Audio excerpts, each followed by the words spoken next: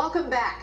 It is Independence Day in America, but on this special day, we find our beloved country more divided and then united. Here to talk about the road ahead and much more is the host of the Dennis Prager Show and founder of Prager University, Dennis Prager. Thanks so much for being here, Dennis, and happy 4th of July, which I fear means something different to us than it does to a lot of other people. But I want to talk about racism.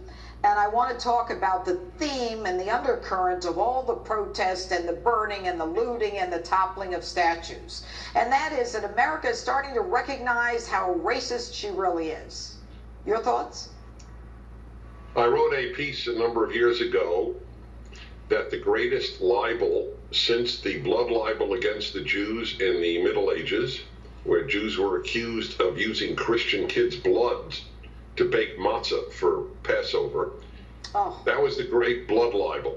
The second biggest libel that I am aware of on a national level is that the United States is a racist country. That is how profound a lie it is.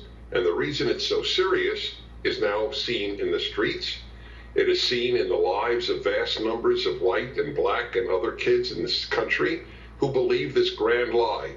There are so many obvious ways to prove how little racist this country is. Let me give you just a quick review. First of all, there are so many hoaxes. There are so many race hoaxes of a swastika on a dorm room, of a noose in somebody's room, of a gang rape against a black woman. All of them turn out to be hoaxes. So I have a question. Why are there, or Jussie Smollett, obviously, the latest one with NASCAR, why are there so many hoaxes if there's so much real racism? I'll bet you there wasn't one anti-Semitic hoax in Germany in the 1930s. You think any Jew made up an anti-Semitic incident? Of course not, because there was so much real anti-Semitism. You make up stuff when the real stuff doesn't exist. How about this? 2 million black Africans. I'm not even talking about North Africans who were Arab. Black sub-Saharan Africans have moved to the United States in the last 50 years, been incredibly successful, one of the most successful immigrant groups. Why would black Africans move to a country that is racist? Are they stupid? Are they suicidal? They know better than the entire faculty at Yale how little racist America is and what a land of opportunity it is. I could go on and on, but just give you an idea.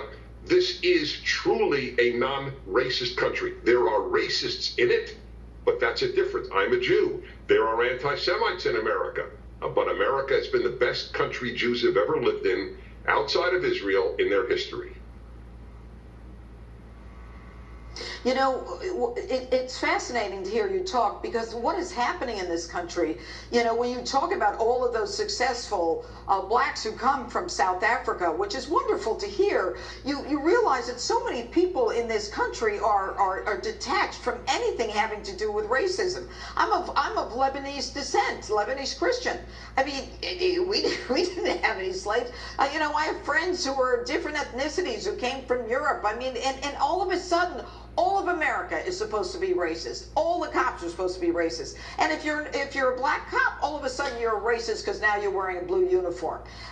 How does this all end, Dennis?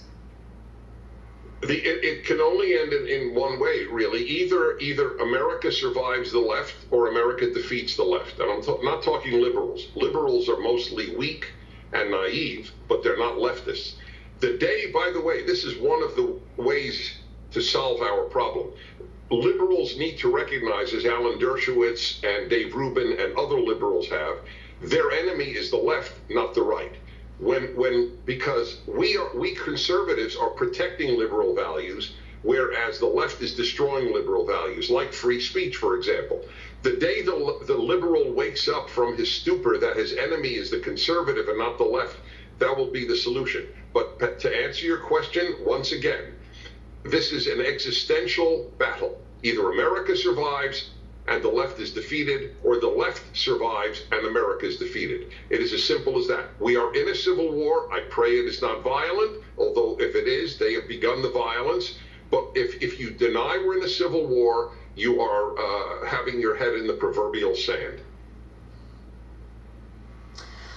Dennis Prager, you always make so much sense. Thanks so much for being with us tonight, and we appreciate it. So how can President Trump get more Americans behind him this summer as he surges toward re-election? Charlie Kirk is next with some answers.